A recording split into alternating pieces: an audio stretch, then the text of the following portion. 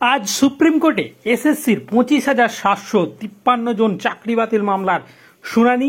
বিশেষ live update জেনে নিন এই ভিডিওতে। আজ সুপ্রিম কোর্টে এসএসসির চাকরি বাতিল সংক্রান্ত মামলার শুনানি রয়েছে। সোমবার সুপ্রিম কোর্টের প্রধান বিচারপতির কোর্ট নম্বর 1-এ উঠতে চলেছে এসএসসির নিয়োগ দুর্নীতি সংক্রান্ত মামলাটি।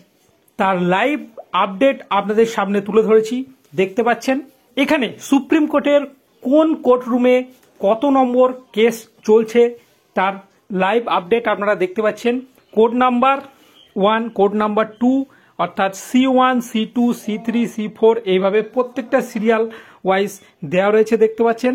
কোর্ট নাম্বার 1-এ কত নম্বর মামলা চলছে আপনারা দেখতে পাচ্ছেন। তো সেই হিসাব মতো যা বোঝা যাচ্ছে এই মামলা শুরু হতে এখনো অনেকটাই সময় লাগবে।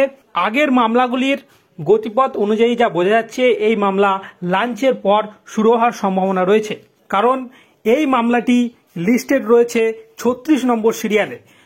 সেই হিসাবে যেটা মনে হচ্ছে এই মামলা লাঞ্চের পর শুনানির জন্য উঠবে। তবে আজ সুপ্রিম কোর্টে এসএসসির মামলায় বিবাদী পক্ষে থাকছেন আইনজীবী বিকাশ রঞ্জন ভট্টাচার্য, অন্যদিকে আবেদনকারীদের হয়ে সওয়াল করবেন অভিষেক মনু সিংভি, মুকুল রোহতাগি, পার্থসারথী দেববর্মন, মীনাক্ষী আরোরা প্রমুখ আইনজীবীরা।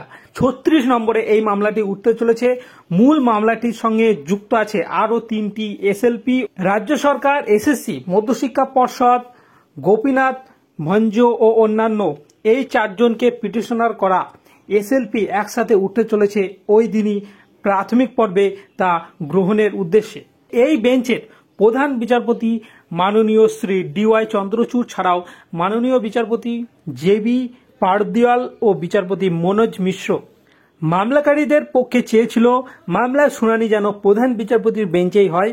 শনিবার দেখা গিয়েছিল এগিয়ে এসেছিল মামলার শুনানির দিন, সেই অনুসারে সোমবার আজ এই মামলাটি শুনছেন প্রধান বিচারপতি। তো সেই মামলার লাইভ আপডেট আপনারা দেখতে পাচ্ছেন।